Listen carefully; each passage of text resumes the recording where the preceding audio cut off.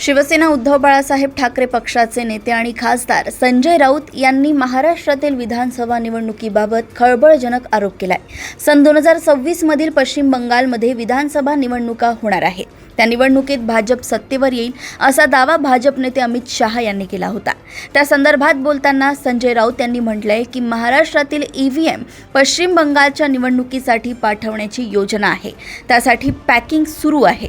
यामुळे 2026 मध्ये बंगालमधील विधानसभा निवडणुकीत भाजप सत्तेवर येईल या अमित शहा यांच्या दाव्यात तथ्य आहे। अर्थमंत्री अजित पवार यांचा संजय राऊत यांनी राजीनामा मागितलाय। ते म्हणाले, लाडक्या बहीण योजनेच्या माध्यमातून अर्थ खात्यातून मोठा घोटाळा झालाय, त्याला अजित पवार जबाबदार आहेत। कारण लाडक्या बहिणींनीच नव्हे तर लाडक्या भावांनी या योजनेचा लाभ घेतलाय। सरकारी कर्मचाऱ्यांनीही या योजनेचा लाभ घेतलाय आणि या सर्वांना तुम्ही लाभ घेऊ दिलाय। योजनेसाठी आलेल्या अर्जांची छाननी केली नाही, कारण तुम्हाला मते हवी होती आणि आता त्याचे प्रायश्चित घेऊन तुम्ही राजीनामा द्या। या राज्याचे पैसे तुम्ही लुटले आहेत, त्यामुळे तुम्ही राजीनामा दिलाच पाहिजे, असे संजय राऊत यांनी म्हटलं आहे।